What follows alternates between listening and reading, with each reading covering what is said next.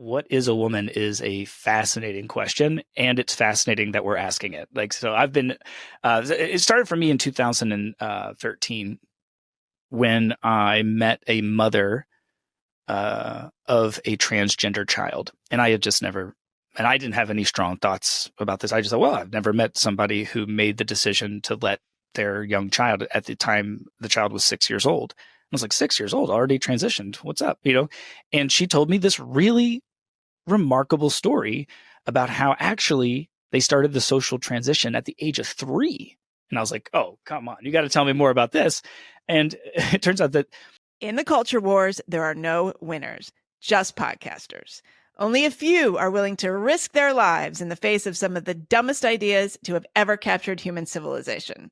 Every week, we, Megan Daum and Sarah Hayter, humbly accept this mission to bring you conversations that are equal parts stunning, brave, and always camera ready. Welcome to a special place in hell. So welcome. Hello, Sarah. Hello, Andy Mills. You are our guest this week. Hello, Megan. And hi, Sarah. And hi. I'm going to introduce you properly in a moment. But before we get started, I have to say, if you are watching this on YouTube, which I really recommend that you don't, because this is an audio medium. I just had my forehead lasered the other day, get some sun damage off, and it looks like I haven't washed my face. So please don't get distracted by that or leave comments telling me to wash my face. I'm doing this for you guys. Okay. All right. Andy, welcome. You're a hugely influential figure in the world of podcasting. You started your career, at least the non-freelance part of your career, working on Radiolab. You went on to become co-creator of the New York Times Daily podcast, and you were on staff at the New York Times for several years, which we'll talk about. More recently, you, along with Megan Phelps-Roper and Matt Boll, created the Witch Trials of J.K. Rowling podcast series that was distributed by the Free Press. You now have a brand new podcast called Reflector, which you describe as stories about strange experiences of being human, which I guess you've had your share of those experiences yourself. But I want to start by asking you what it is like to be back in the world of doing everything yourself. This is your own project. It's not under the auspices of the New York Times or the Free Press. You're coming on shows like ours to talk about it. So what is that like? Equal parts thrilling and obnoxious, I think. I mean, it was an amazing job that I had at the Times, especially, my second, third, fourth, fifth years there, where I pitched projects on whatever was interesting to me to the leaders of the newsroom. And of the 5, 6, 7 pitches I would give them, they would choose, and then they would give me resources to be successful. And those resources included, flights to distant lands and collaborations with well-sourced reporters and, hotel stays and car rentals, all those things. Hotels. I know. Can you imagine? In your car. Usually now the car and the hotel are combined. They become one. Just one. It's called a Subaru. I mean, the resources that we had, and also, it's a great culture inside the kind of parts of the newsroom that I worked in, and on the outside, of course, there's the lack of resources as you start from scratch, start from the beginning. And then at other times, I miss having that camaraderie of the newsroom, especially, the past few weeks have been a lot of news, and the feeling that we all had of trying to, how best can we cover it? What stories are being underreported? And it's like a phantom limb. Like you almost want to turn to be like, oh, let's do this thing. And you realize like, it's just me and Matt now, which is great. And I think it's part of the reason that we remain hopeful is that we think we can rebuild some of that. I don't know if it will work. I mean, a lot of the podcasts that have done well in the independent space have been very different from ours. The kind of more like yours. There's a lot of conversation and not an obnoxious amount of interviews. And for ours, we're doing like 14 drafts of every episode with, several interviews, many of them never make it into it. And it'll be interesting to see if this can work starting from scratch, starting independently. Yeah, I know. One thing that we keep hearing is that people like to know what they're getting every single week. So even the interview show, like the interview show format, like my other podcast, for instance, just like one host, one guest, that doesn't do as well as the chat show. Like people just want to hear the same people talking about the same stuff week after week after week. I mean, I've got those I listen to, so I mean, we can't be judging anyone and but ourselves. Maybe it is actually in listening to you talk. Maybe it is like a sort of proxy for the water cooler office conversations that people are being denied now that many people are working remotely.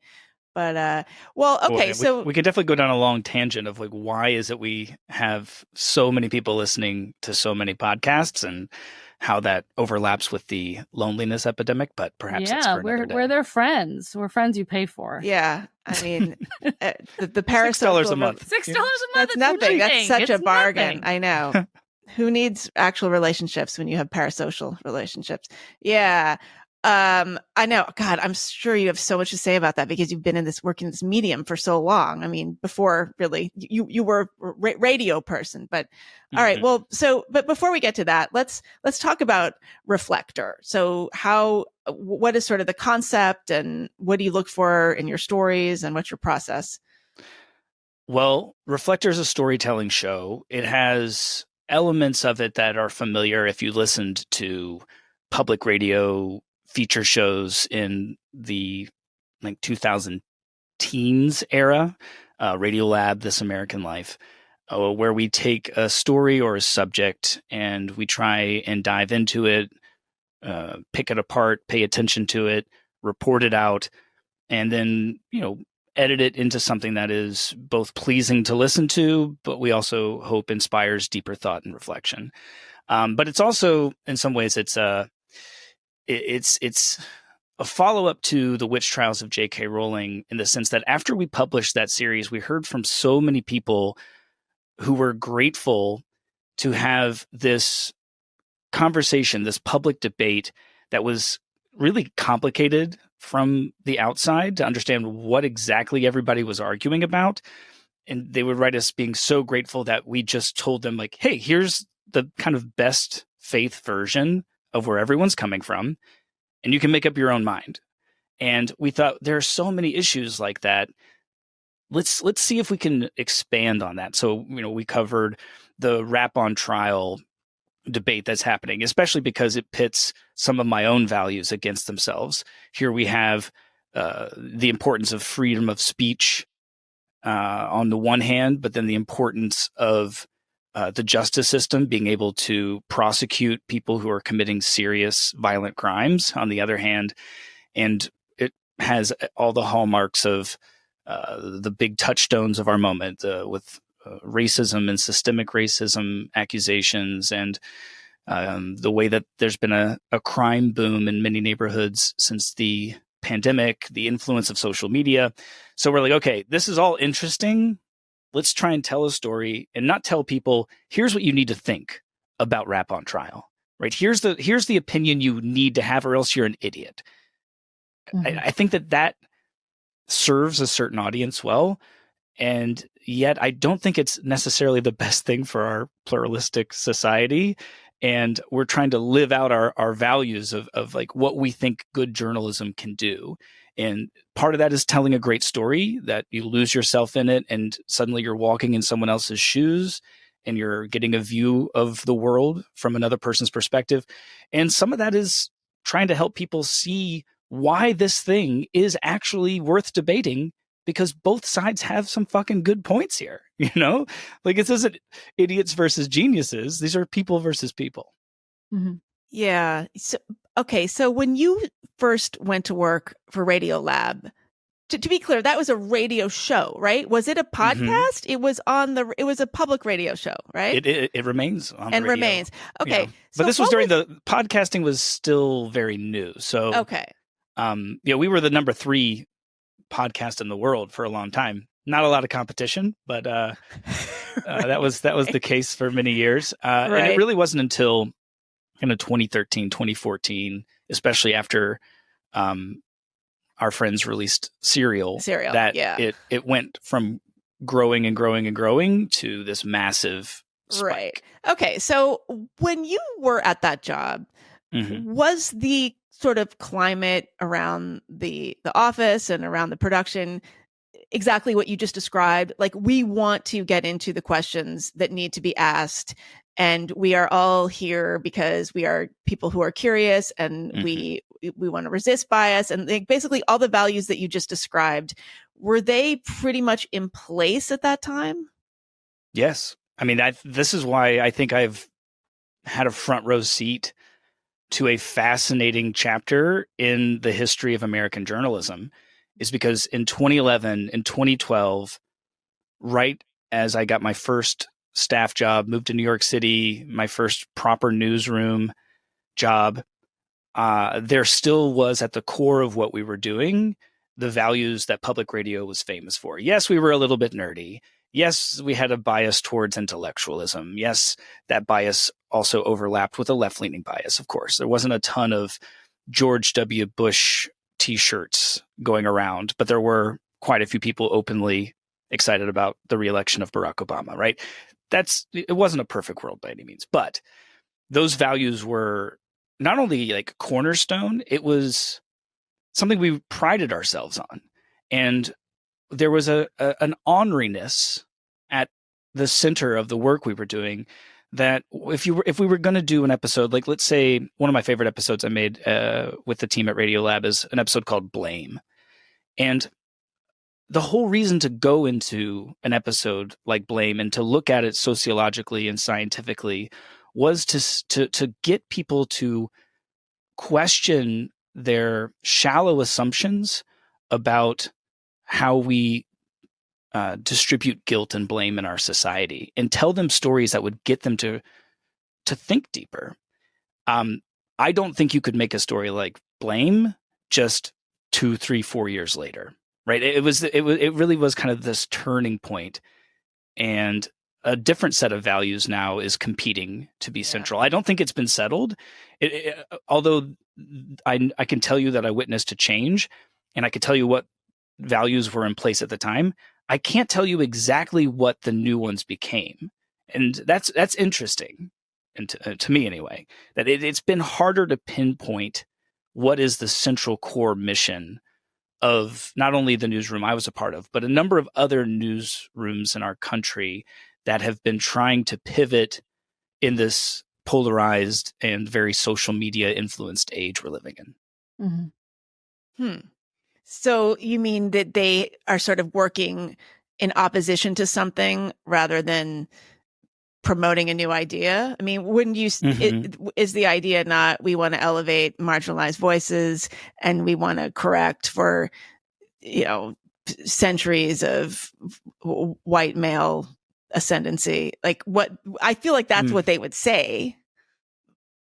Yes, but that's not exactly controversial with what newsrooms were up to. It wasn't a new idea that came out that maybe we should work to make sure we're focusing on the voices of those who are voiceless. That's been a central part of American journalism for a long time. Yeah. And I don't know if you're around my age, the elder millennials, and you grew up listening to a lot of NPR.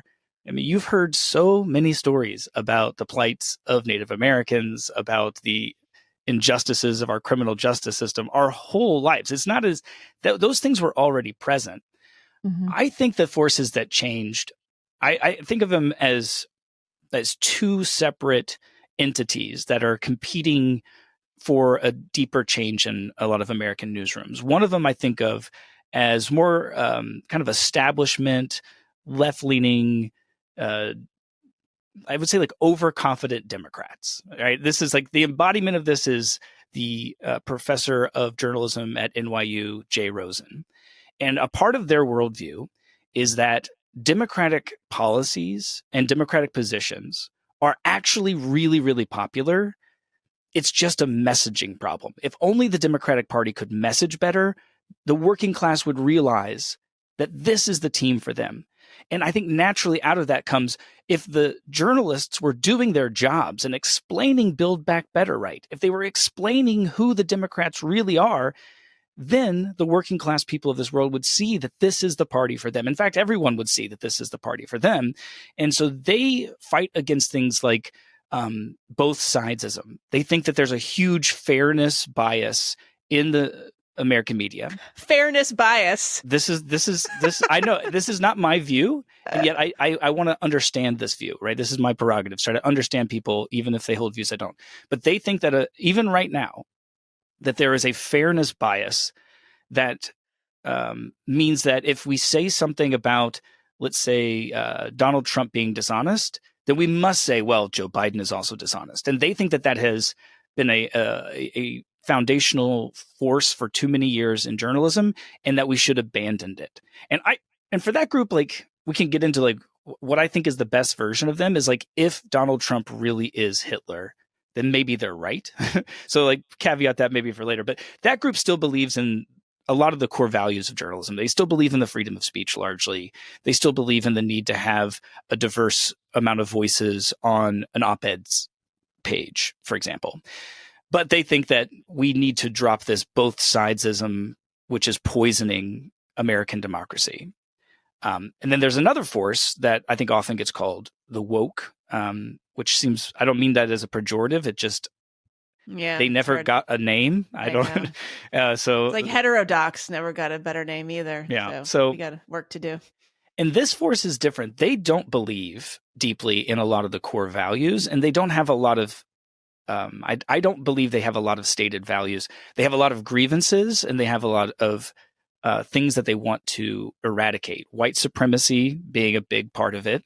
And they have a different view of white supremacy. So during my time at WNYC, I witnessed enough changes that even the idea of white supremacy started to change to the point where we would have staff meetings by like 2017, or I guess I was gone by 2016, so it would have been 2016. We'd have staff meetings where people would be chanting "End white supremacy" at WNYC, and in for the people, meeting, like disrupting like at the end, a staff like meeting, disrupting it.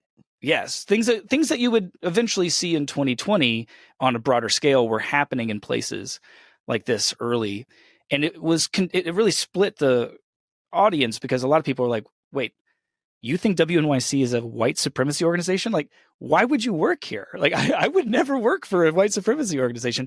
But then we realized, like, oh, they don't quite mean what they're saying exactly as other people say it, and I think that force really came out strong in 2020, and it started to really shape a lot of newsrooms. And it is my opinion that, if we're starting off in like the 20-teens era, the early 2010, 2011, 2012, when there was still this core understanding of what journalism and newsrooms were, what their mission was. And then things started to change 2014, 2015, a lot in 2016. The peak of it was 2020. And I think right now we're in a big question mark where things are still changed, and there are these forces. All the forces are still at play, but it isn't clear which one will one of them win. Will there become some kind of compromise? Will a new framework happen? Will, as Joe Kahn, who's now the editor-in-chief of the New York Times, and A.G. Sulzberger, who's the publisher, they have been signaling that we're going to return to that 2012, 2013, and many decades previous. They're going to return to that. We'll see what happens, but it's a really exciting time to be in media and be in journalism. I don't think it's been an encouraging time always, but it's been an exciting time nonetheless. Oh, that's encouraging. I mean, Sarah, do you feel excited? So listening to this, because Sarah, you are young enough that you're not really aware of how it was before. Like, you came into the kind of like public discourse sphere when a lot of this was pretty much already in place. Yeah. And so I'm listening and I'm learning, and I'm, taking it in like at your word that it was the times before were so much better. But then I'm thinking, what if it just wasn't obvious that things were actually never so open-minded, that we were never all that interested in truth. So that there's a part of me that says that and thinks that. Mm-hmm. But and I don't want to come off as what would it be, Mama, make American media great again, or MAGA. I'm not trying to create some sort of nostalgia about a former world that was perfect. I'm just saying, if you look at the history of American journalism and you can distinctly put it into certain phases, the 20th century was unique. Really starting with like Sam McClure, Ida Tarbell, these the people who kind of invented investigative journalism. Mm-hmm. They really started to use storytelling and making attempts to say, okay, they had an activist spirit for sure. They wanted to take down Standard Oil, but instead of just writing some like bullshit screed full of half truths and libel, they were saying, let's meticulously report on who John D. Rockefeller is, and include in that report that he's a damn good businessman, that he's really smart, that he has a good group of friends, that he's a good dad, right? But in telling his story, right, they were coming from the world of biography, and they were blending biography in with what would eventually become investigative journalism. They were able to tell John D. Rockefeller's story, and it would almost break your heart when you would get to the corruption that he did, because you're like, no, don't do it. And that was both entertaining, and it brought in a larger audience, but then it was more convincing because people didn't just see it as like, well, this is some activist who hates Standard Oil and is trying to take it down. And I think that grew eventually into like the Walter Cronkite era, which is unique because of the unity that happened after these two world wars. But there was a sense that like we thought it very important to be trustworthy to a broad spectrum of the American audience. And that it was still, I'm saying that was still in place. And especially in features and narrative journalism, which is what I do, curiosity and honoriness and like, let's tell people something that challenges them was still there in a way that I'm not saying is totally gone or that 100% disappeared, but it diminished, and that change is alive and well, and it's been alive and well now for a decade. Yeah. And I hear you, and I while I have my doubts about how golden the golden years were, I believe you generally when you say that things were different and the approach was different, because it also aligns well with my, broader conception of how everything else changed, and therefore the role that media was allowed to play.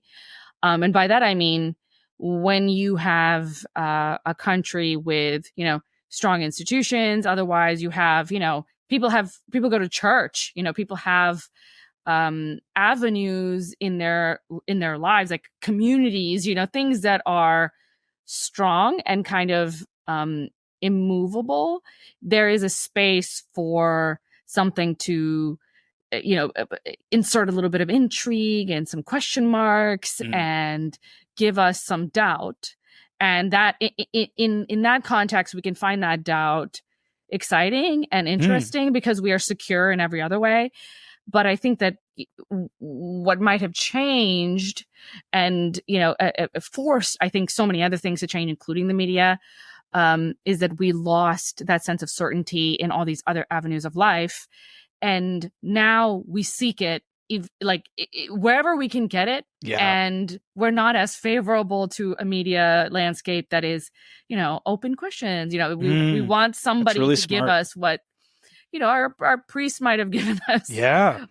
So I think that's kind of what I see as being the what's happening in the background, why that shift happened, and why I'm kind of pessimist about things going back, simply because a lot of interesting and thoughtful and smart people want them to go back. I think that we do, but are we swimming against some bigger tide, some bigger structural tide? And what might we do to change that? So that's where I am. I think that is really insightful, Sarah. And I nothing happens in a vacuum, and especially if we're talking about the media. And one of our jobs is to be like trying to mediate between different elements of society, realizing that we're reporting on something, bearing witness, but also aware at all times that, especially as we get bigger and bigger platforms, that our reporting will affect the society and affect the stories. Of course, none of this is happening in a vacuum. And I think you're really smart to point to the loss of our meaning making institutions in our lives.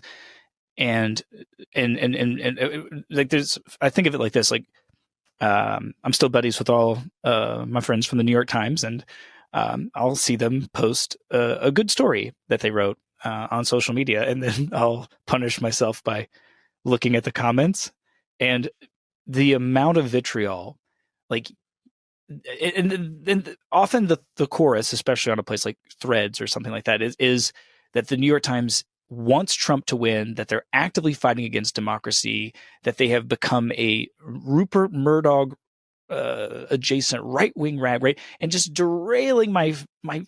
This is my friend. I know he worked so hard on this story and he's trying to get it right.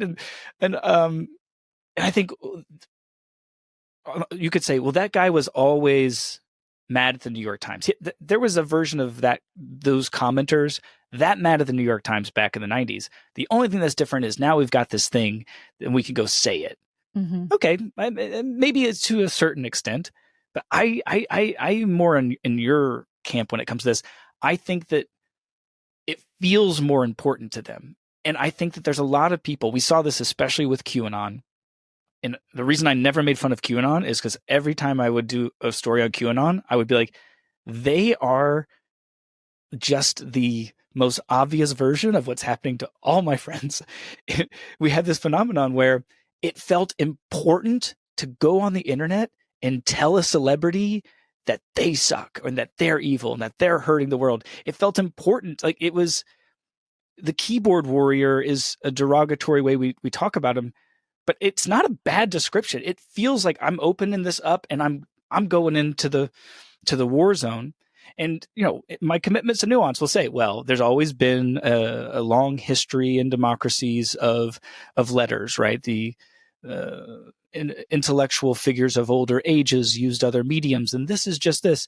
And I'll give you, there is an element of that. I'm not trying to be black and white, but it is affected. Like, me not having other avenues to feel meaning makes it feel like I need to get meaning out of my public cancellation of the New York Times as a right-wing rag or whatever it is that they're up to. Mm-hmm. Yeah. I think people would be really curious about sort of how the sausage is made and what goes on behind the scenes at a place like the New York Times when it comes to these complicated subjects. So, I mean, let's just take gender, for example, because the Witch Trials of J.K. Rowling was obviously all about that. And you guys were incredibly nuanced and rigorous. And I mean, almost, I think some people thought to a fault. I think some people think you're a little bit too forgiving of certain I've ideas. read those emails. Yeah. But, you know, since this is a subject that you have engaged with a lot and you know a lot about, can you just say a little bit about why the New York Times has tiptoed so delicately into this subject matter and what goes on behind the scenes? I mean, for me, it's one of the clearest lenses we could look through to see this change that we're talking about. And I think maybe it would be helpful to share the journey I went on from, like, when I initially wanted to report on this till when I finally did. You're actually, and a lot of, I would be curious because a lot of men don't engage with this. Like, you are a man who actually finds this interesting and important. And I feel like that's not as common, actually, as, I think it's women. What is a woman is a fascinating question, and it's fascinating that we're asking it. Like, so I've been, it started for me in 2013 when I met a mother of a transgender child. And I had just never, and I didn't have any strong thoughts about this. I just thought, well, I've never met somebody who made the decision to let their young child, at the time the child was 6 years old. I was like, 6 years old, already transitioned. What's up? You know? And she told me this really remarkable story about how actually they started the social transition at the age of 3. And I was like, oh, come on, you got to tell me more about this. And it turns out that this mother had a son, but pretty much since the son became verbal, they were saying they were a girl. And since there was any sort of self-expression from this child, they gravitated towards things that are more stereotypically seen of as girl stuff. Colors like pink, wanting to wear dresses, have long hair. And by the age of 3, they were pretty much confidently asserting, I am a girl, I am a girl.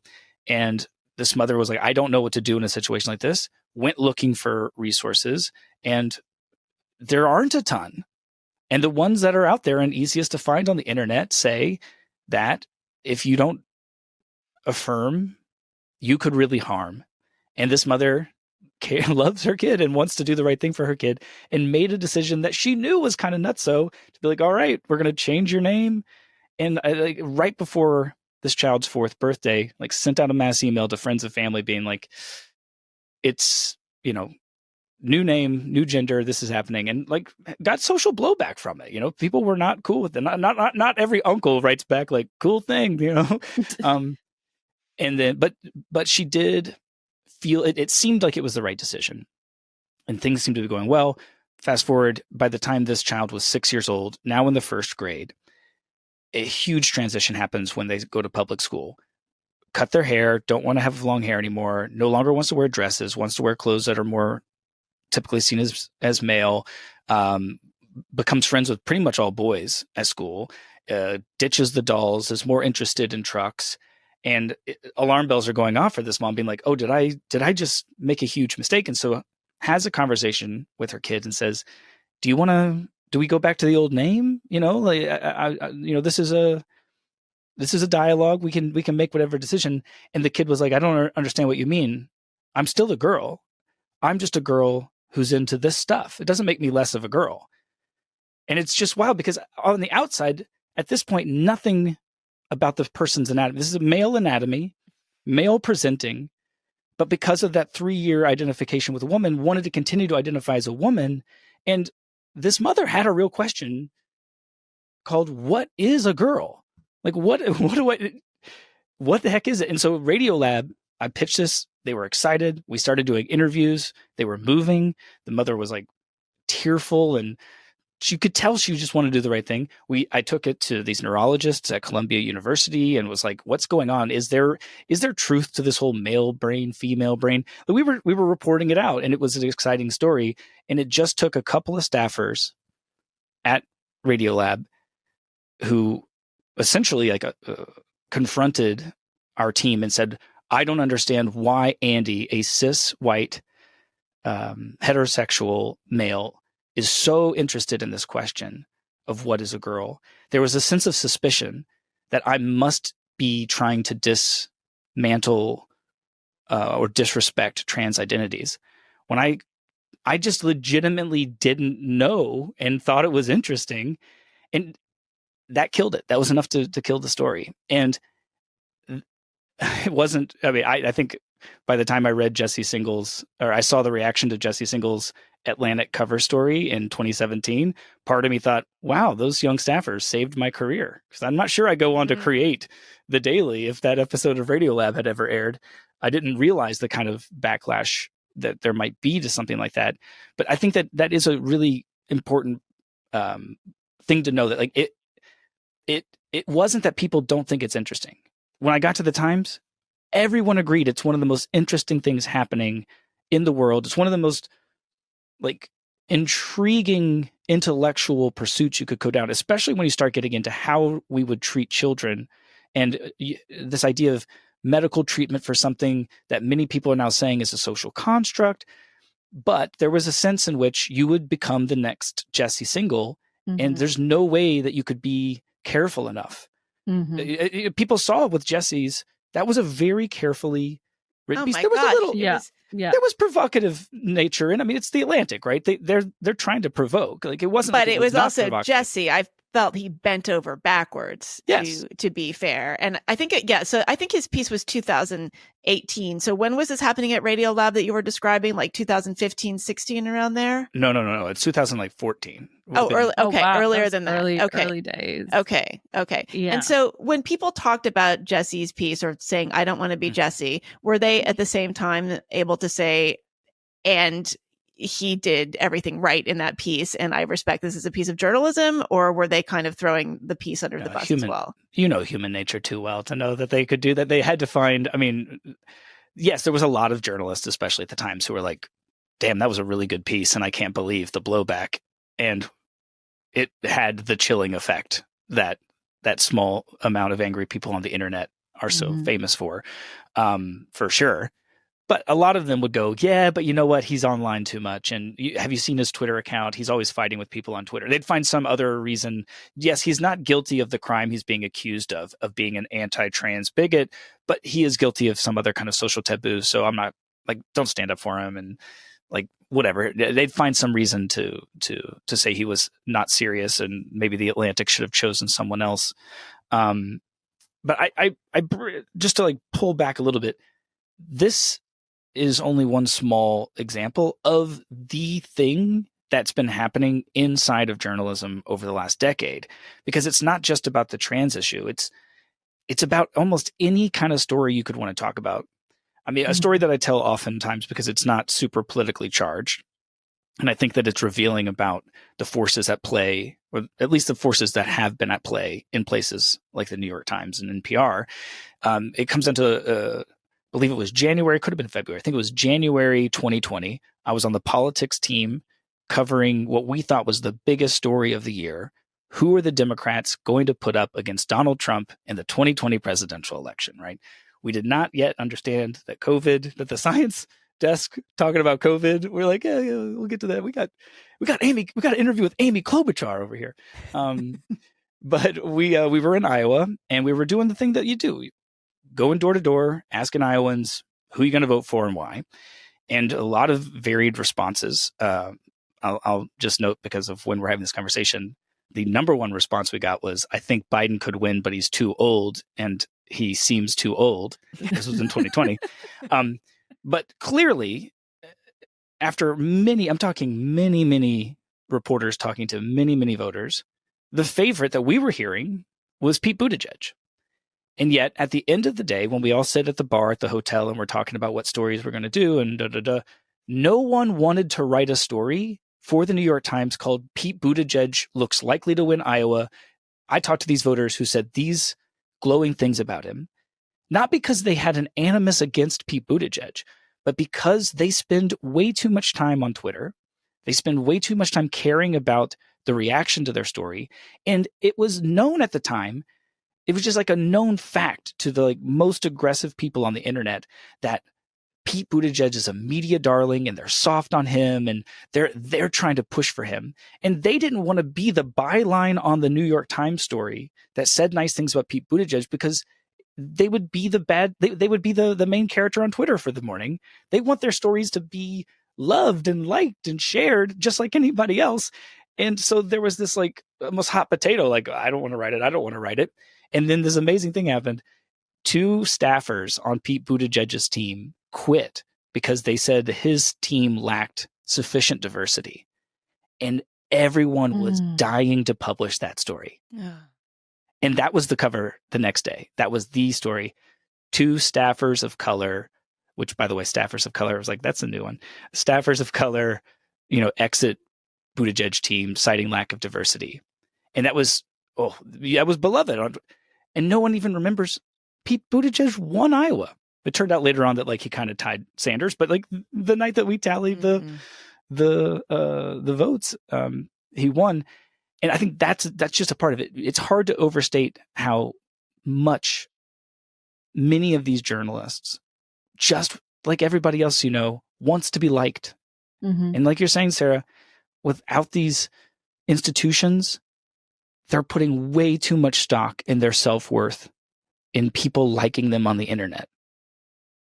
Mm-hmm. Mm-hmm. I totally agree also with, what you were saying about the gender story as being a particularly good example of what's going on, and that it is, as a point of fact, it's interesting. It drives me crazy when people are like, you know what, I'm just not interested. I'm like, why are you so interested? Listen, why in the world would you be so interested? It is interesting. It is. Yes. This is not an opinion. It is interesting. I just want it. I You're want saying to penises no it's longer a matter fact. when we're It's a fact. qualifying males and females. That's interesting, right? It Like is that's an interesting thing. It is interesting, and but I also understand the very, the resistance to admitting that it's interesting, because that in itself reveals a lot about how things are changing, and how we should approach it. And I think for media figures, it is not worth it. I think that's where a lot of people land. Like, it's just not worth touching at all. Yeah. So we're just not going to go there. Do you think that stupider people are going into journalism? I mean, I felt that, like, in the past, the people who would go into this, people who would become writers or artists or just creative, intellectual workers, would tend to be more contrarian. If anything, their egos were built around the idea that people didn't like them and that they didn't care if people liked them. And if you wanted to be popular, kind of glad handling kind of person, you would be in business, or there's just so many ways that you could kind of be a basic sort of, popular, well-liked person in the community, and being in journalism or being an artist or whatever it was not one of them. Do you think that social media just scrambled our brains so it got kind of flipped around? I don't think it's about them being less intelligent, because just think about it. It's actually really smart for what a lot of them value.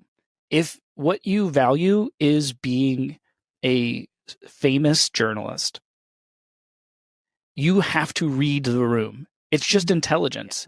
And they are competitive as fuck. You think you become a star reporter at the New York Times by being like really nice? No, you are competitive, and you use any competitive advantage that you have. And that includes maybe tweaking your politics if you need to, at least in public. And building your brand became so big. It became so big that at one point in time, you come to the New York Times and you're like, wow, I work at the New York Times, and you come under the umbrella of the New York Times' mission. And so you work hard at that institution, and you stand up for it against forces that are illiberal and that are pushing against the mission. No, let me understand. Let me defend my colleague. They're imbibing this mission. Now, you can question the mission, and we never live it out perfectly, but I'm going to defend it. There's no incentive to do that. The incentive is that if the institution, especially because, like Sarah said, there's all this mistrust in institutions, there's this big pushback. If the institution's getting clobbered, the incentive instead is to say, I'm going to show courage. I'm going to stand up against my institution. WNYC is white supremacy. The New York Times, they are making life dangerous for their reporters, right? And then you watch your count grow, your follower count grow, because at the end of the day, you don't want to be hidden behind their brand. It is just an intelligent play. You want to be your own brand. And that's an intelligent. Now, I think that lacks some values, and I don't want to paint this is not like that's 90% of these. That is a small minority of people, but those people aren't dumb. They just have different values. And I do think that one of the values that they're lacking in is courage. And some of that is courage to stand up to a mob on the internet. And I understand how scary that is. Been there.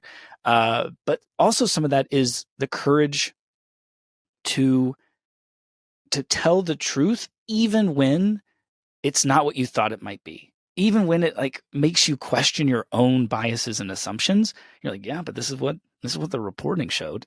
So I think that it's a value difference. Not an intellectual difference. I will say, though, to the other point you were making, it is just a different path towards becoming a journalist now than it used to be, especially because the economy of journalism being so different. Like, it used to be you worked really hard at the Scranton newspaper, the Akron, Ohio newspaper. You became Akron, Ohio's best political coverage dude. And then you got a job covering politics in the Midwest 10 years into your career at the New York Times. And so you've got a Rolodex, you've got tons of time you've been spending in these parts of the world, talking to voters, talking to lawmakers, building up connections, hearing from people with a diverse amount of views. And that's the experience you're bringing to the New York Times. A lot of these, a shocking amount of people at the New York Times had a totally different career. They started off at BuzzFeed, as some online outlet, And their job was to scroll through Tumblr and Twitter and find bullshit fights that were interesting and then tell the world, hey, you know who's mad? Taylor Swift fans are mad because she said gay in one of her songs. But they did that long enough to build up a following on the internet. And also maybe they built up like a pretty cool voice, like they got the internet and they're voicey. They were voicey. And now that person works at the New York Times, right? And increasingly that number is getting larger than the guy who worked for 10 years in Akron. And why does the New York Times want to hire that person? Well, there's a number of answers to that. The easiest one is because they have a proven track record of going viral, and virality became so valuable, and it remains to be valuable, but it became very, very valuable that you were allowed to get away with things, exaggerations, hyperbole, if your piece, like, as they call it, made impact. Ooh, it had a real impact. And a change took place. So the New York Times famously has a meeting every morning.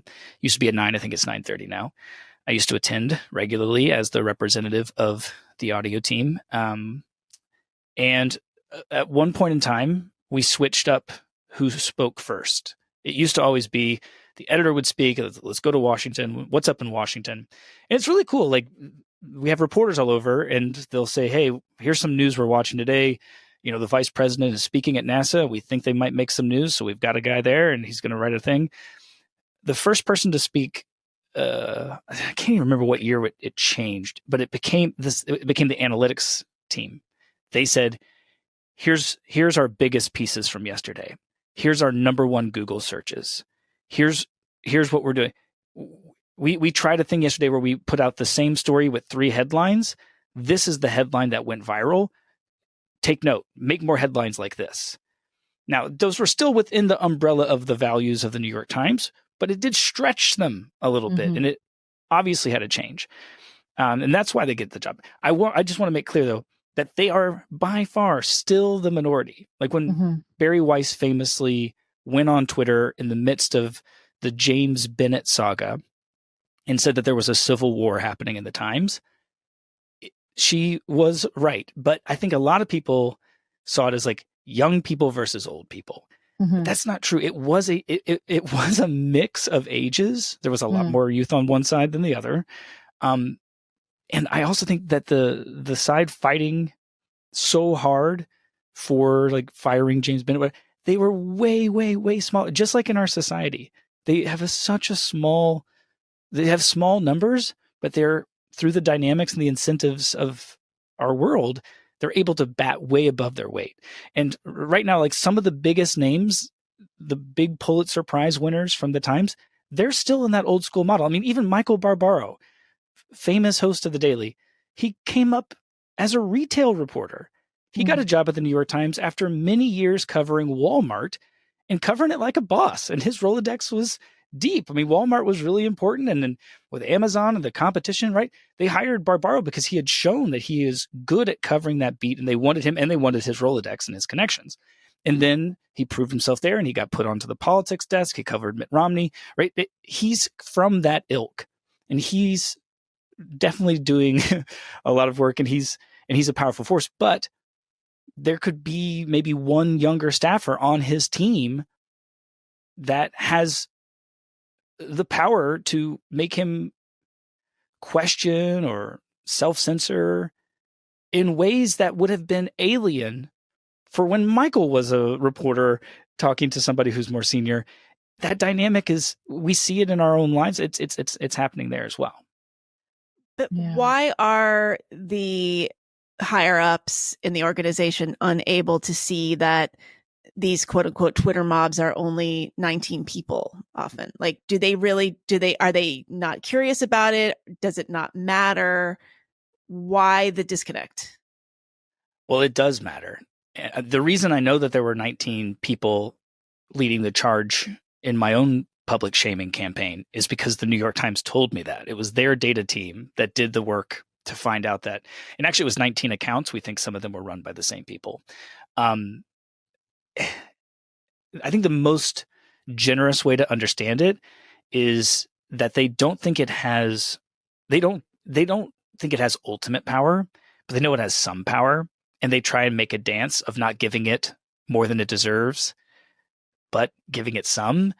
And they got that dance wrong in 2020, and they know they got it wrong. There is a deep sense of embarrassment by many reporters, many editors, about how important they allowed Twitter to become in their newsroom and in their day-to-day report.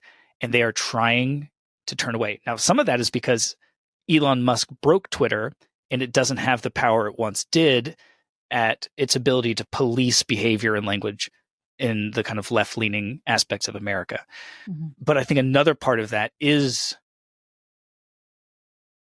a sense of like duty. The New York Times and a lot of other journalists out there, y'all, like they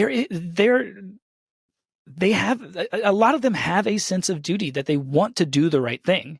It's just one of the big themes of the witch trials of J.K. Rowling.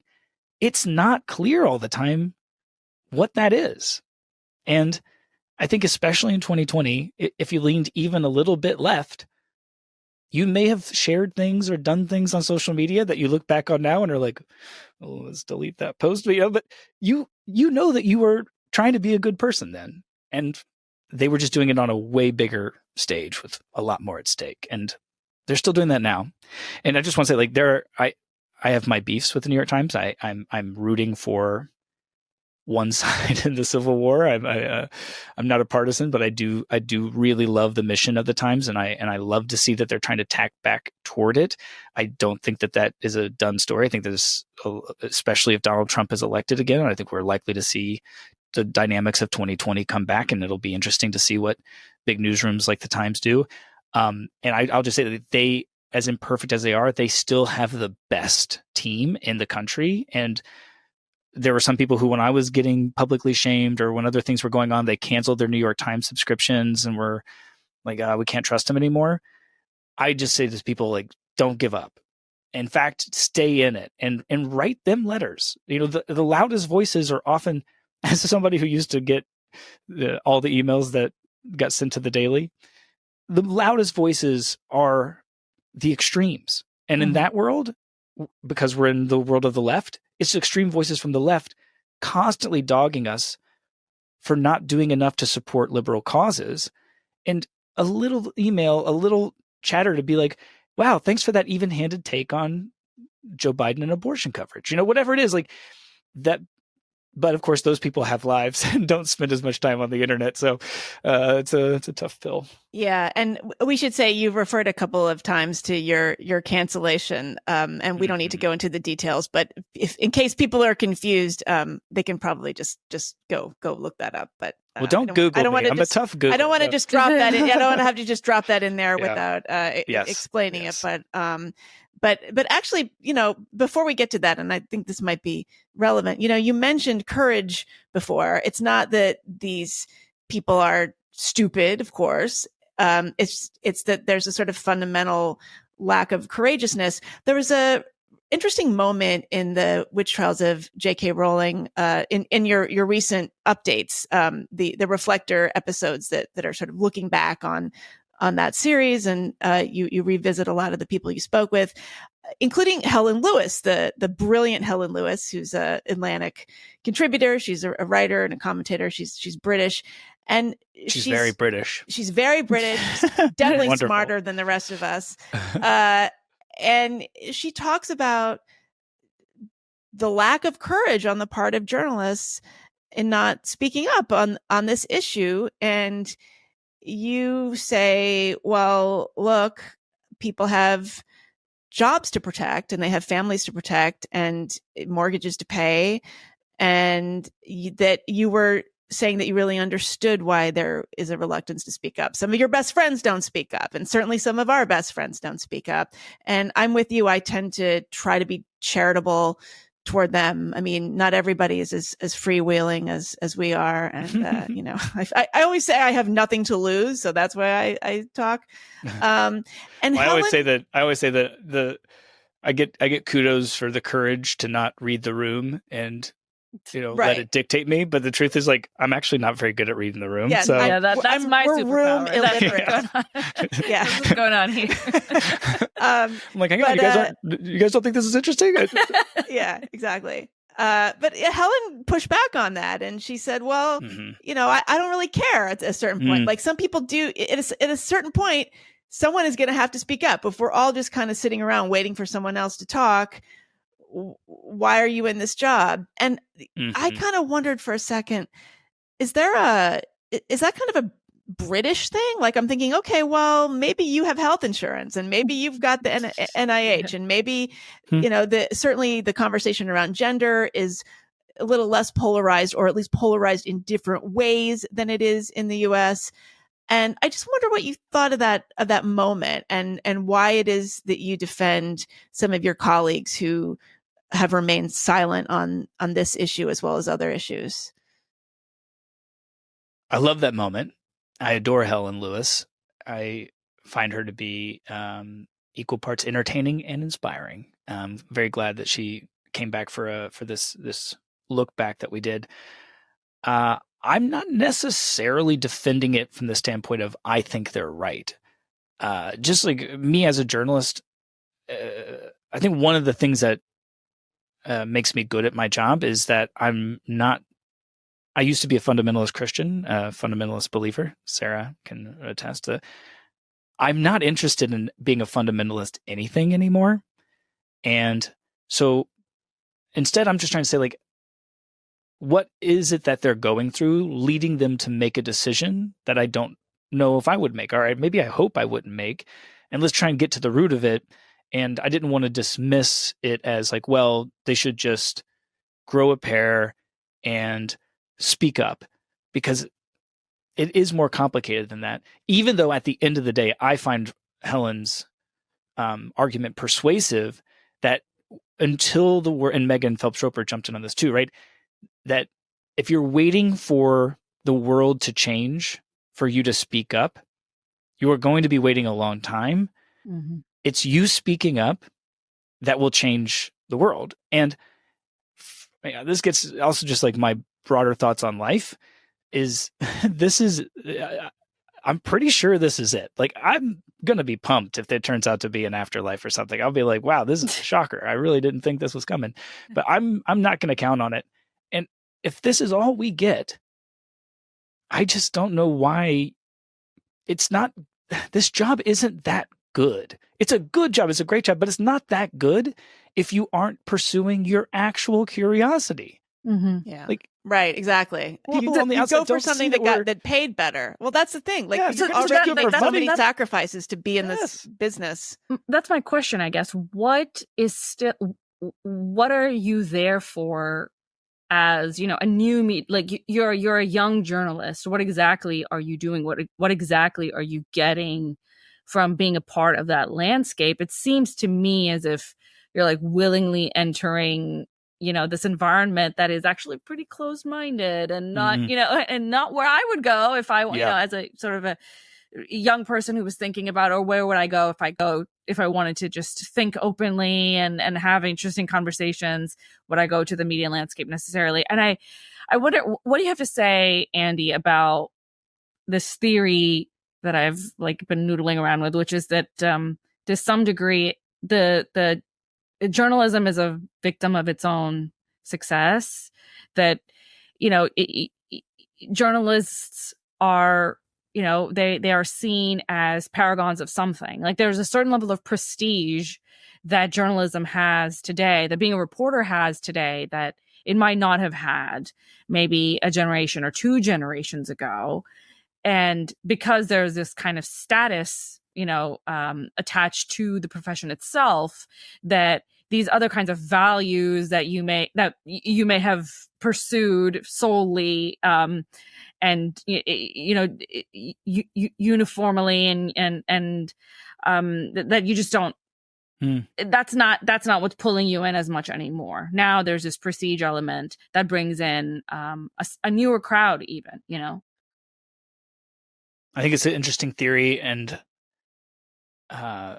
generally agree with it. I do think that it's undeniable that there has been a change. Like I was saying earlier about, the guy from Akron versus the guy from, scrolling Tumblr looking for fans mad at a young adult fiction writer. those are different backgrounds are going to inform things differently. But Mm-hmm. there's been a lot of coverage of this as well, but it's true in my experience that there also has been a change in the backgrounds of like educational backgrounds. Mm-hmm. And it comes out in little ways. Like there was a reporting team I was a part of once at the Times, and we were looking at a bunch of different issues, and the issue came up of student loans, and I really was like, I'm like, well, let's try and tell people, why the hell is it more expensive to get a college education now by many, many degrees than ever? And yet, like back in the day, you couldn't graduate unless you learned Latin or something. Like we're getting a worse education and it's less useful, and it's 7 times more expensive than it was for my father when he went. Like that's like, what's up with that? And I realized in the course of us trying to put this reporting together, I was the only person on this team of like 13 people who paid my own way through college. And so everyone else's mindset was, yeah, this is such a hard thing for parents. And the assumption was we need to focus on the parents because this is like, man, all these parents are just going broke, And that it's those moments that you're like, oh, wow, this matters. It matters that you guys don't live the lives that most Americans are living in moments like this, when we have been given pass the baton of the New York Times to cover this big story, and this is the team putting it together. And then you could just expand that out. It's a real worrying trait. And as for why they do it, I think prestige is definitely a part of it. And I think that the internet is, this is like my answer for everything, but like the internet really changed the world, guys. It really did. And then social media changed it again. And when Zuckerberg and all these algorithm people decided that one of the things that they were going to pump into people's social media, in part because it was always new and always changing and gave you something new to look at, was the work of journalism, I do think a crowd of people who might have sought careers in other public eye, the other ways of being in the public eye, were drawn to it. Mm-hmm.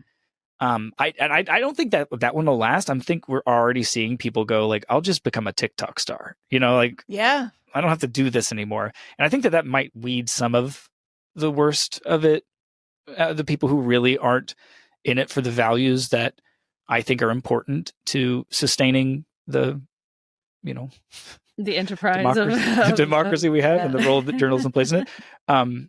But yeah, that's a part of it for sure. There were people. It became a thing especially at the Times, when I was a part of hiring committees, where I would be hiring some young person, and it wasn't uncommon that they would have very activist views, and they would be sharing those activist views in the job interview.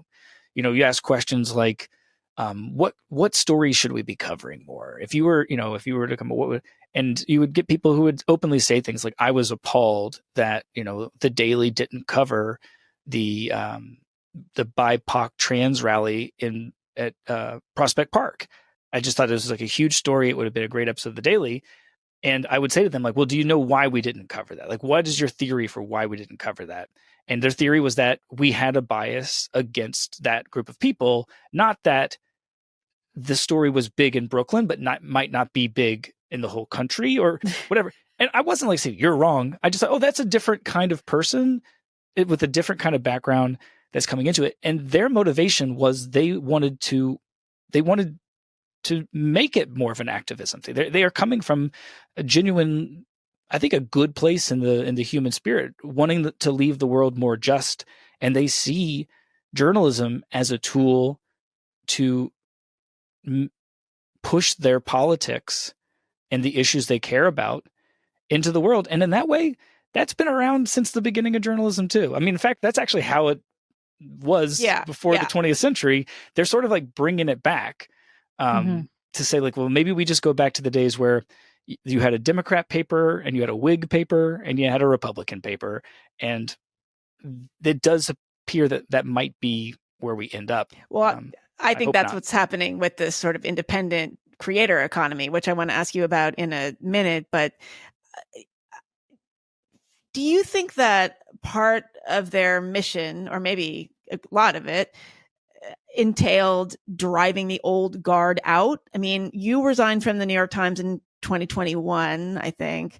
Yeah. 2020 was the year of Barry Weiss's departure. I think that was correct. That was 2020, right? That was James Bennett. That was Donald McNeil. Well, Donald and I left the same day, actually. He was 2021? But it was February 5th, 2021. Okay. So it was barely. Okay. So, I mean, again, the tail ends of 2020. Okay. I don't need you to, to tell tales out of school or talk, get too much into the weeds of your own story. Although, unless you want to. Feel free to.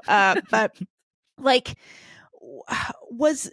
how transparent were people about the fact that in a lot of these cases, it wasn't that any of these people had done anything wrong. It was just that they weren't liked, or that, people were just kind of tired of dealing with them, or they were just waiting for the moment where they could dispose of them. I mean, how honest were people about that?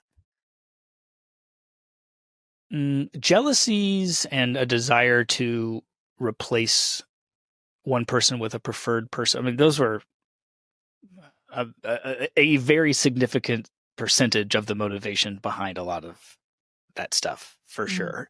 It's just hard to know.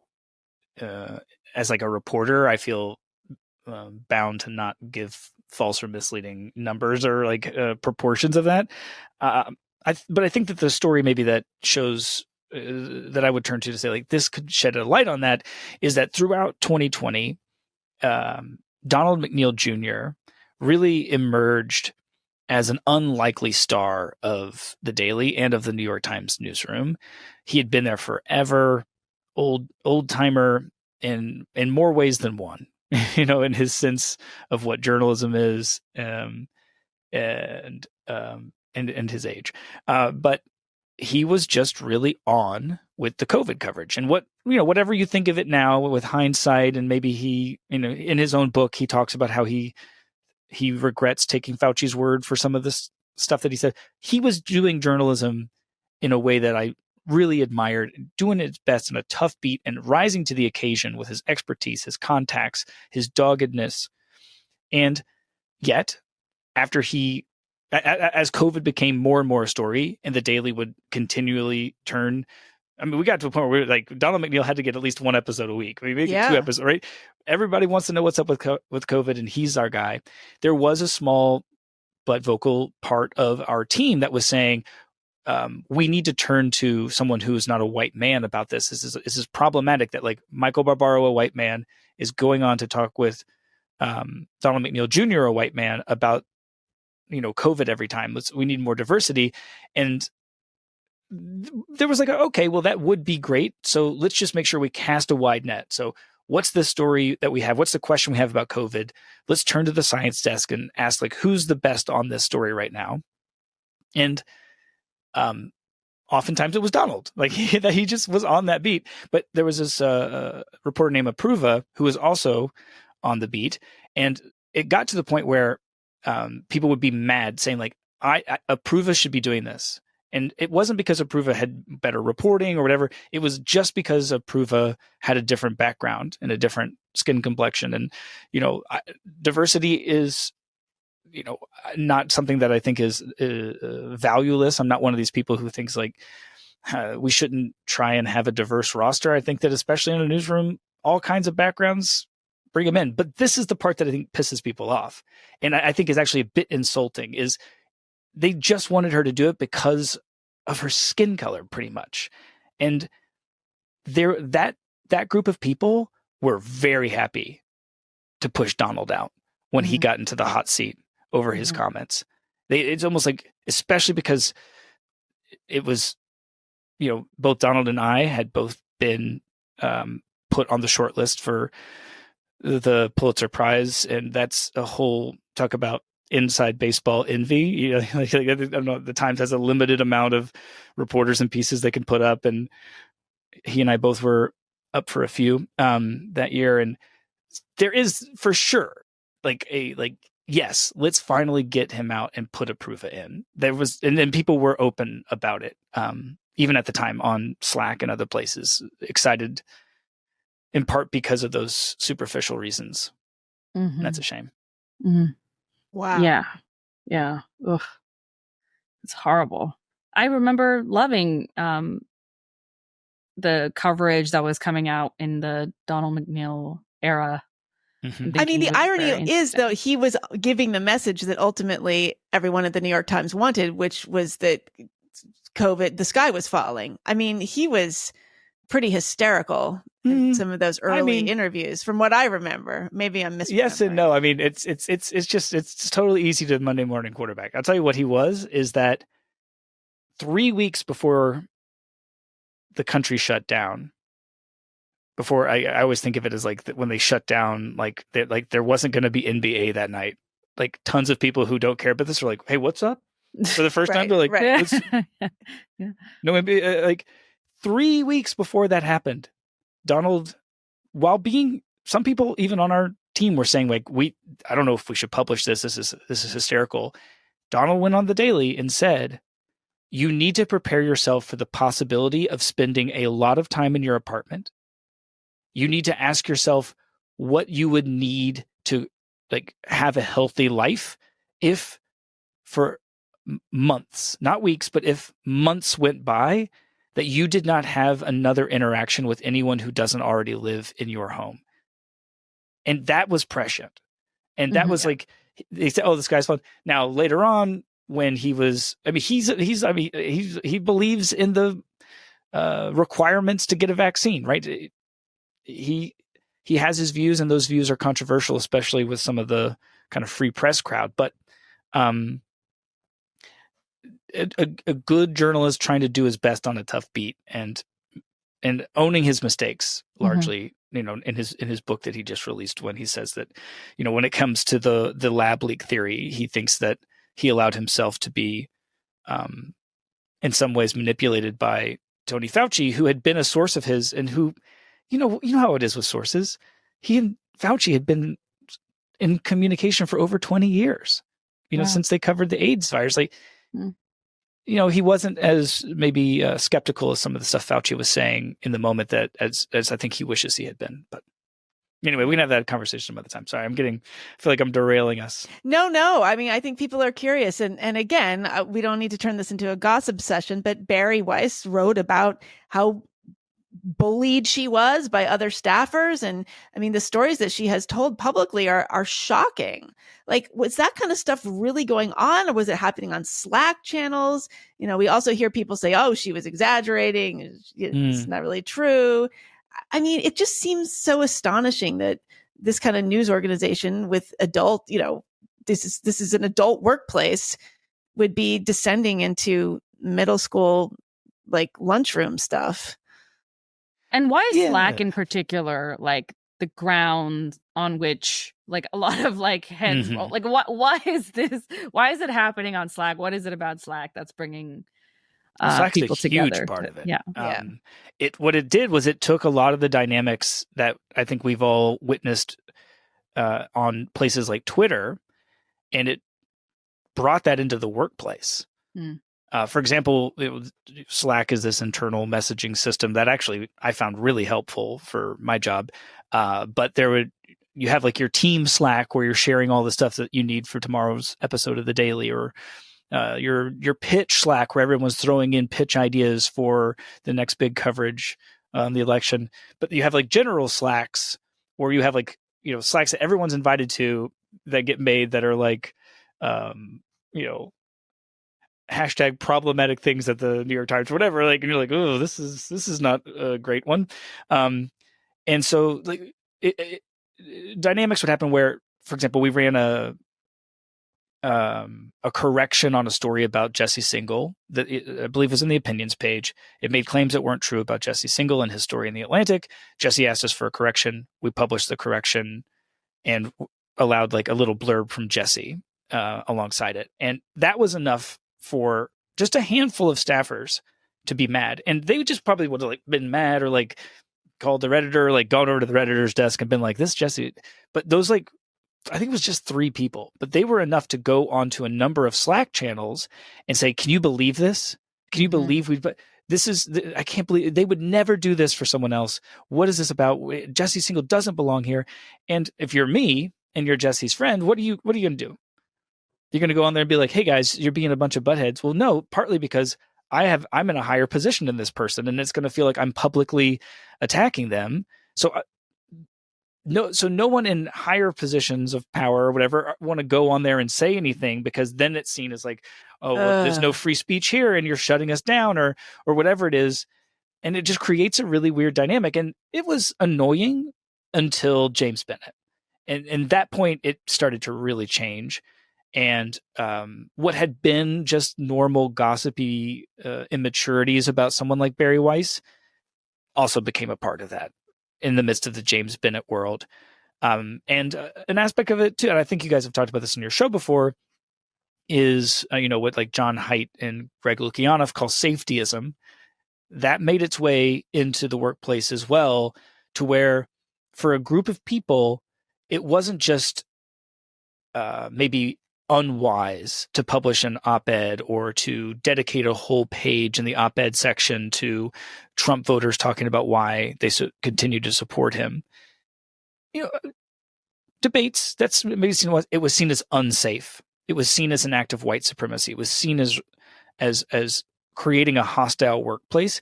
And now you're getting the union involved. Now you're getting these structures that were created to make sure that these corporations didn't take advantage of individuals, or that there wasn't bullying or intimidation behavior happening. And you're actually using those same structures to bully and intimidate the very people who you're supposed to be protected from. That's what I talk about when I'm like, we are living through a fascinating, like, even as it was happening, I would turn to my friends and be like, this is fascinating, right? We all see this. Yeah. And they're like, Andy, I don't say stuff. Like, don't publish anything on Slack. Fascinating. Yeah. That's a dog whistle. Fascinating and interesting are right-wing dog whistles. Also, like, can you just talk for a second about the importance of the union dimension in all of this? Because I think this is something that goes sort of overlooked sometimes, because it was until very recently, news organizations were not unionized, at least not in the newsroom. Not editorial. Yes and no. I mean, there's always been a cohort of the journalism world that has been a part of unions, and especially in the radio world where I come from. Okay. Radio talent, hosts, all that stuff. They're a part of talent unions. So there's been unions. Yes. Yeah, there's been a union presence in newspapers and in television and radio for a long time. But the unions they're another institution. And all of our institutions, left-wing, right-wing, centrist, they are going through radical changes right now as we go through this crazy 20-year period of trying to handle the internet and all of its fascinating repercussions. And one of the things that's happened within the union is that it has changed its central role to be far more focused on social justice issues. I think the easiest way to understand it is the ACLU. That's not a union. But like, the ACLU is we still call it the ACLU. It has the branding of the ACLU, but anyone who has been a enthusiast of the freedom of speech, like I am, it doesn't take much investigating to see, wow, the ACLU is really different now, even though it's the shell of what it was before. And those same changes are happening in a number of unions. But the trouble is, it happens that way because people are winning union. It's democratic. You have a vote.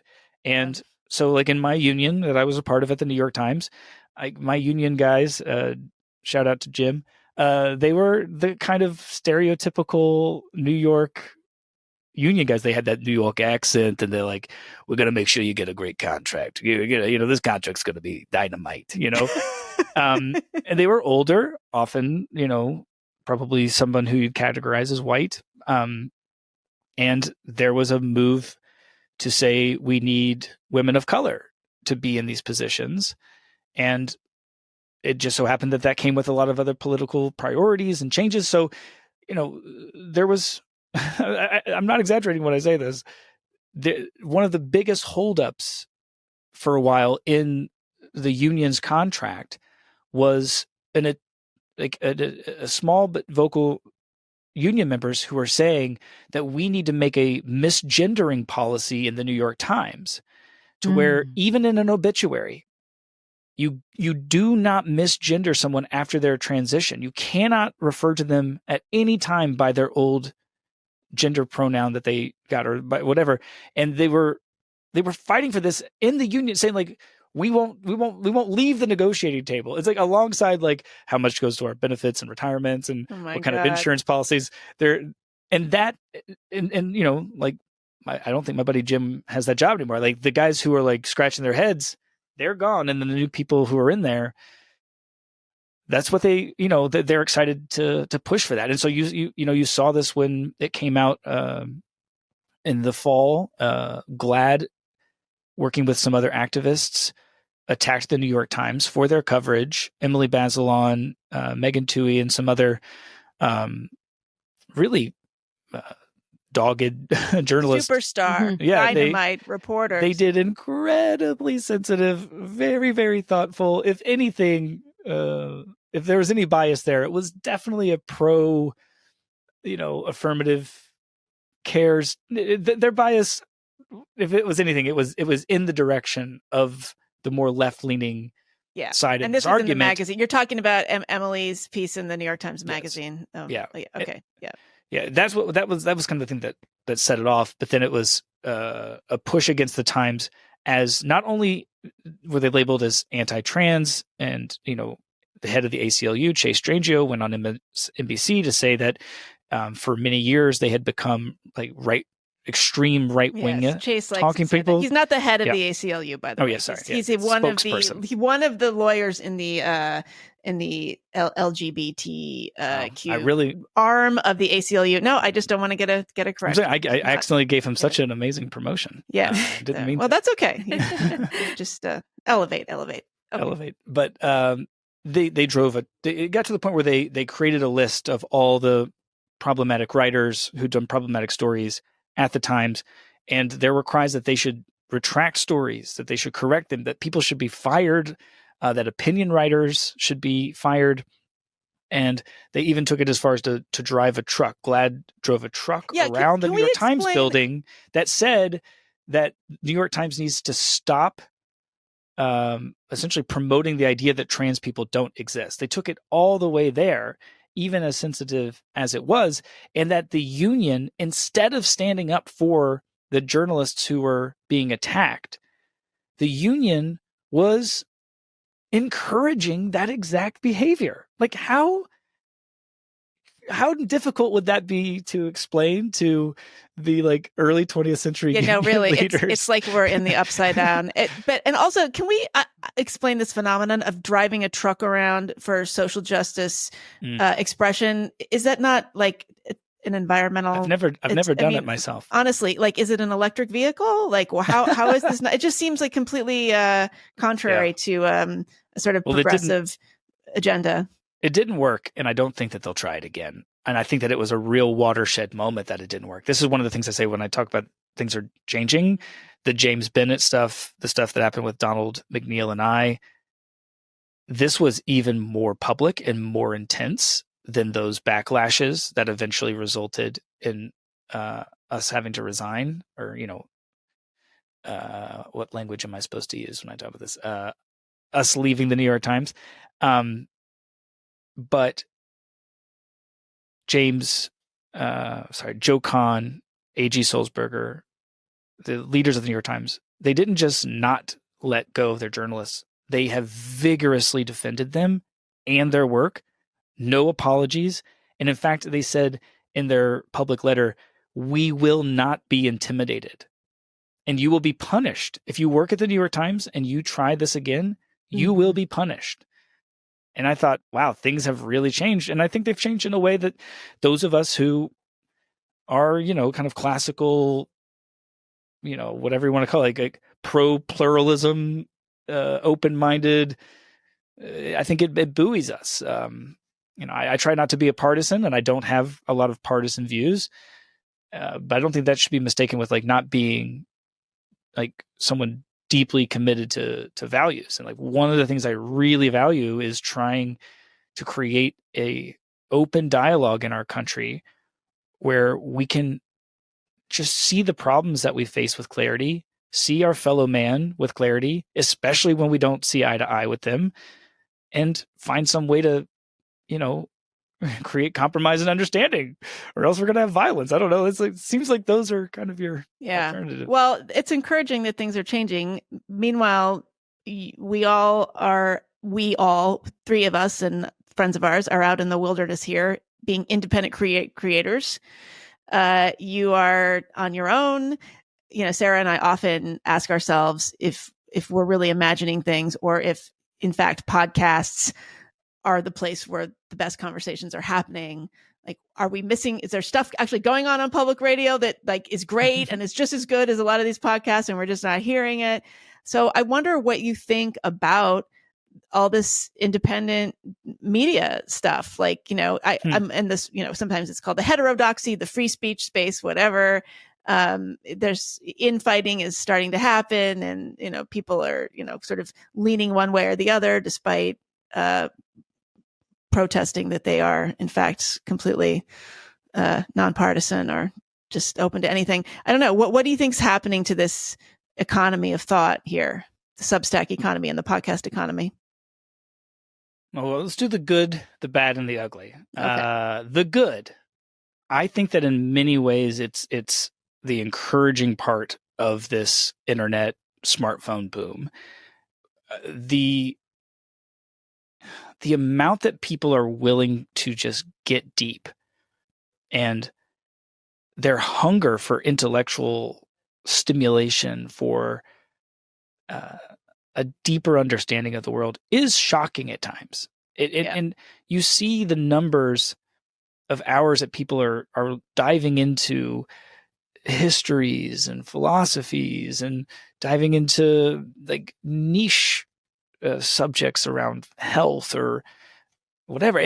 That's really encouraging. I think there's an encouraging amount of kind of public intellectualism, public dialogue, that's happening, where for me, I lean a lot on like a Sam Harris kind of a figure. Not that I agree with everything Sam Harris says, but I'm saying like that kind of thing is an encouragement. It's almost like you could see it. Like, should we think of him like a columnist of old, right? He's doing things that are kind of like a column, but not really, because he's also a column curator. is short, and he's doing something that's way, way longer.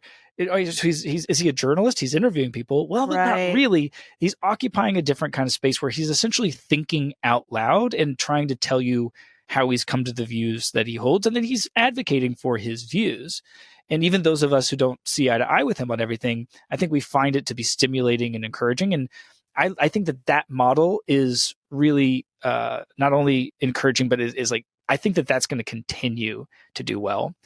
When it comes to so that's the good. The bad is that I am already seeing a very similar amount of incentives in indie world than I am to not indie world, which is not shocking, because we're on the same internet, and we must, at the end of the day, acknowledge that there is a value to people's attention. This is an attention economy thing, and there will be a temptation to exaggerate, to hyperbolize,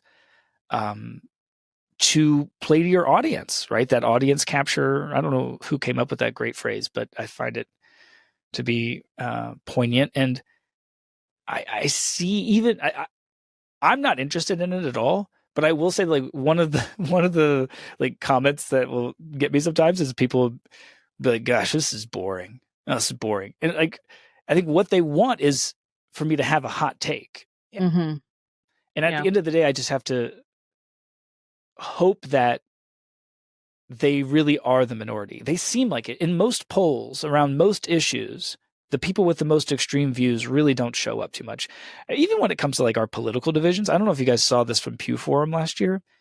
I was shocked to find out only 6% of Americans identify politically as progressives. Yeah, we just talked about this, didn't we? Yeah. I was like, that is not a lot.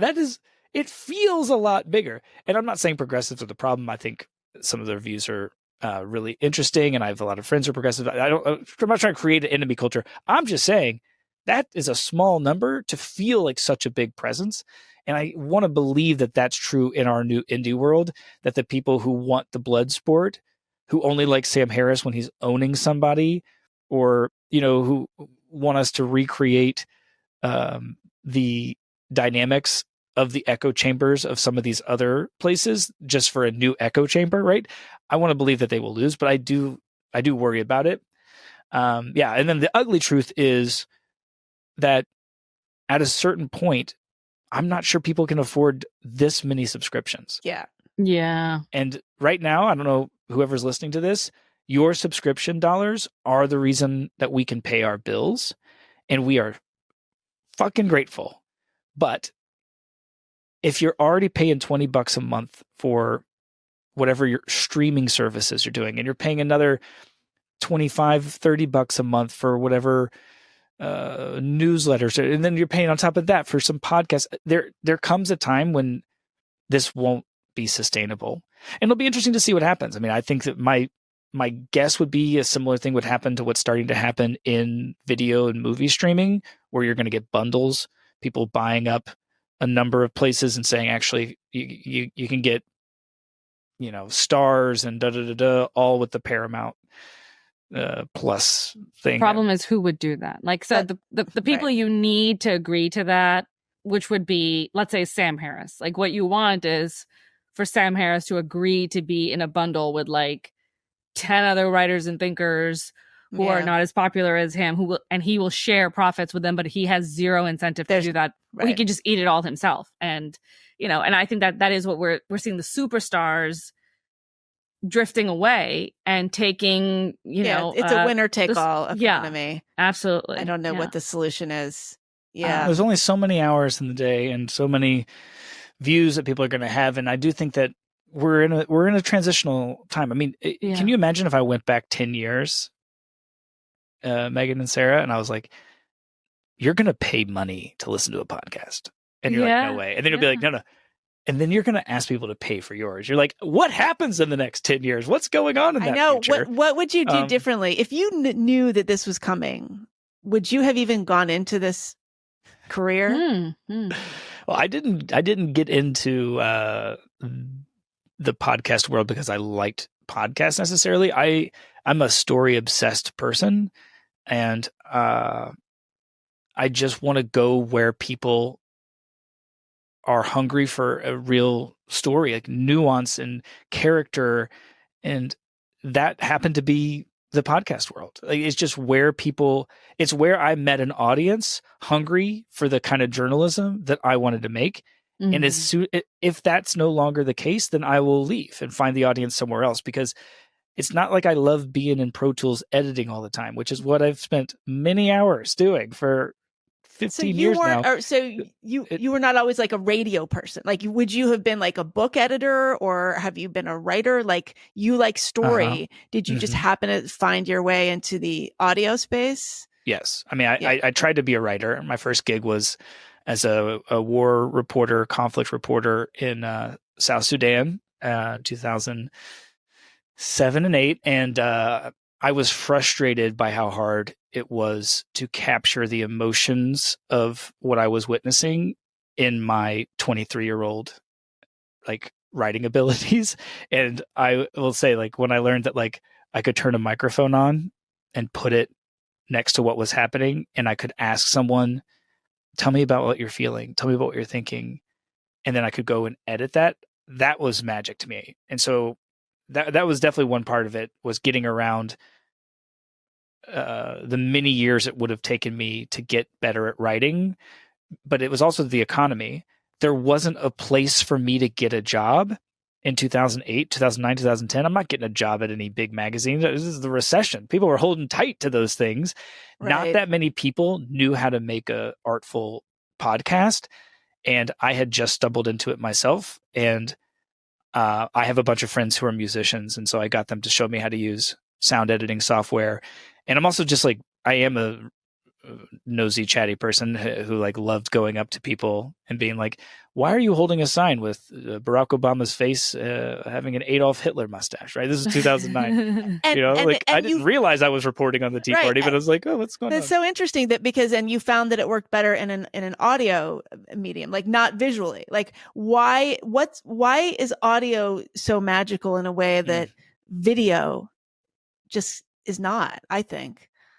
Well, one of the reasons I was drawn to audio, just to be quite frank, is because we hadn't yet gotten 4G on our phones. There was no video on your phone yet. This is, 2008, we were doing the Razor thing still. Most people, it was like a big deal that, what was it? Obama had a Sidekick, right? That iPhone was way too expensive, or even if it was that, I can't remember, that 2009, 2010 that came out.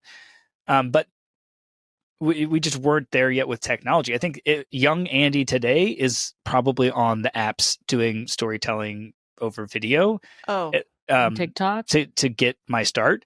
But you're also dancing, and I love to dance. Yeah, so I would have danced. But the other thing, it's a long form place. So one of the things that's beautiful about it is that people like music, which is my favorite thing in the world. It's inside your head, and when it's doing the right thing and you're hearing a great song, you're not just sitting there thinking, man, who was this song written about? Like, who is Smokey Robinson talking about in this song? It's like, who cares who Smokey Robinson is singing about in the song? I'm thinking about my own broken heart. Mm-hmm. And this music has pierced in, and a good story, something about it, good story in your headphones. It does the same here. Yes, you love the story and you're like, man, I didn't know that. But if it's really doing its job, you're also saying like, there's some parts of my own life I'm thinking about now, a little bit deeper, a little bit differently. And that's a part of the magic of it for sure. And yeah, I also I just never learned how to do video. Video seems so hard, and there's so much focus on looks, and I think it's distracting. I do too. That's why I do my other podcast, audio only. I refuse to change because I just can't focus. I just think that there's a real intimacy in those interviews if it's audio only that I just think you can't get. Well, so okay, well we should probably wrap up, but how are you surviving? I mean, I hear a rumor that you live in the Midwest. You are not you're able to do this partly because you're not I have left living in New York. I mean, I also think that part of the key to survival for a lot of these independent creators is to lower their expenses and not live in, these media centers. But one pays the price in other ways. So how is it going for you? And how are you worried on a day-to-day basis about your finances? How are you feeling? Like many Americans, I do not like inflation. My savings account used to feel so secure. Look, in the spirit of radical honesty, my buddy Matt and I, we've started a little studio. We call it Rockwell Studios. We are in a physical studio right here that we share with a number of music producers. So there's a drum set, and last night they were making a country album, and today they're making a hip hop album. We all are pooling our resources together. And it feels weird sometimes because I've won all the big awards and I've worked at all the big newsrooms, and I remember earning that big money. That number sticks in my head sometimes, and sometimes I'm like, what the hell am I doing? But I'm not yet struggling. We're living off those savings. This is why we saved it, because we wanted to take a risk. And in 6 months, maybe a year, maybe it turns out that this isn't going to work, but I just don't want it to haunt me the rest of my life that I didn't try. Because the truth is, I'm so proud of the Daily, and I'm so proud of so many things that I've helped make. But I've always made them for other people, and I'd like to try at least one time, let's make something for me. Not for me and Matt and whoever joins us, because God, do we need an editor who can tell us how to make every episode 10 minutes, 20 minutes shorter. But that's the spirit, is let's just give it a shot. And yes, part of the reason I can do that is because my rent it's just embarrassingly cheap. It's in the hundreds of dollars. It's not in the thousands. We're talking in the hundreds. Yes. That exists out there in other parts of the country.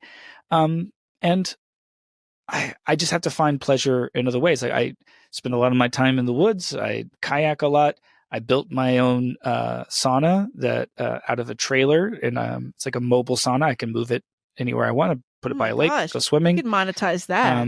I read a lot of books. I've just had to make a number of sacrifices to launch this thing, And my hope is that it isn't just a small thing. Like, my big vision is a year from now, 2 years, 3 years from now, that Reflector is the beginning of a series of projects like this, things that once would have been at home on public radio, things that would have been the big new series at the New York Times, but those places have moved on. They're doing other things. Let's do them. Mhm. We just I just think that, number one, we have to keep working on quality and get our processes. I think we have to find that audience. And I believe that people still want something of high quality, that's open-minded, that's full of nuance. And then, if Donald Trump wins and all anybody wants is like tomorrow's news and we'll have to see what happens. But yeah. Oh, I know. We can't decide if Trump winning is going to be good for us or bad for us. I've decided. I think it'll be bad for us. Of course, I think we'll. Yeah, we won't be able to beat up the libs as much. Yeah, you don't have we'll that be license. Getting beaten up. That's what will be happening. But you're saying like you right now feel as if a part of your niche is pointing out some of the ways in which the left is maybe not living up to their values and not good for a force. But if Donald Trump decides to go full on 2025 vision, it may not seem like. Then we'll have. Yeah, I mean, we'll be back in emergency mode, right? Yeah, all hands on deck. Yeah. Mm-hmm. Well, I predict that will not be the case. If Donald Trump wins, I believe that it's going to be. I'm not in the prediction business, but the dynamics that I see at play lead me to suspect that if Donald Trump were to win, we would enter unprecedented territory, and the closest thing to that world that we would be living in then is the summer of 2020. Awesome. Which means you're going to have a lot to talk about. Oh, I see. Okay. Okay, because I was thinking in the summer of 2020, it was just fires everywhere, and but that's I when was working somewhere, and people. Well, I should have started a podcast then. Instead, I was in progressive activism and being accused of being a white supremacist because of phrasing something incorrectly. Yeah, the curtain was pulled back. Well, Andy, where can we find you? What's the best place for people to access Reflector and anything else they want to find? Whatever app you're using to listen to this right now, if you would just take a second, pull it out. Even YouTube, if you're on YouTube, just Reflector. And that's the name of the show. You'll see a little artistic image of a reflection. That's the best we could do on our budget. Actually, I like it. It's nice. It looks great. Yeah, if you want to check out our website, learn more about us, reflector.show. Go there. You can dive deep. We've got 7 episodes right now. We're working on a new one. We just had a great conversation with the rapper Killer Mike, who we get into a fun argument with. And we've got just a bunch of stuff. We're doing a big look back on the claims about stolen elections, which is like fascinating. I had no idea how many people were freaking out about Nixon. I also didn't know, like, Nixon kind of got the election stolen from him when JFK won. Like, but we kind of go through. He was also a liberal, as it turns out. If you go back, Nixon is full of surprises. But we just go through a bunch of different times that there were freakouts around a presidential election being stolen, and try and see what we can learn from them in our own moment. And one of the great ironies is that, of course, the last few elections have been the most secure elections in our history, and yet have inspired the most claims of, the left was more about illegitimate president, Russian interference, the media gave him too much attention, so he's whatever. And the right is, with Donald Trump, has gotten like actual conspiracy, stolen election. Even though they're getting safer, we're getting less and less confident in them. Mm-hmm. And that, I think, mirrors a lot of other things. So just a lot of stuff in the works. And if you want to reach out to me, just go to reflector.show. There's a little button that says contact, and you can reach out to me. So shoot me an email. We can talk about how much we like Megan and Sarah, how cool they are, how grateful I am that I was on their show. Oh, well, thank you. It's truly a privilege to have you. Yeah. No, really, your work is always extraordinary, and I've enjoyed it for many years. So thank you for giving us all this time, and good luck with everything. We're all in this together. Thank you, Megan. Out here in the mobile sauna. Yeah, driving well, you guys are in around. the Midwest. Now I know what I need. Yeah. I just have, another thing to compare myself I know. to, and Stop- feel that I stop lack. that's quite I the now flex. lack that. Yeah. Yeah. I was just saying, I no longer have the city, but make your own fun. I read a lot of books, and I sweat in the sauna a lot. Wow. Anyway, All no, right. thank you both very much. All right. Thank I you. really appreciate it. All Thanks, right. Andy. Thanks. You have reached the end of the episode, which probably means you like our content. Why don't you join our Substack right now? You can become a paying subscriber at a specialplace.substack.com. You can join our listener community, leave comments, interact with everybody. We'll see you in there. It is totally worth it. So please join us, a specialplace.substack.com. And thanks for listening.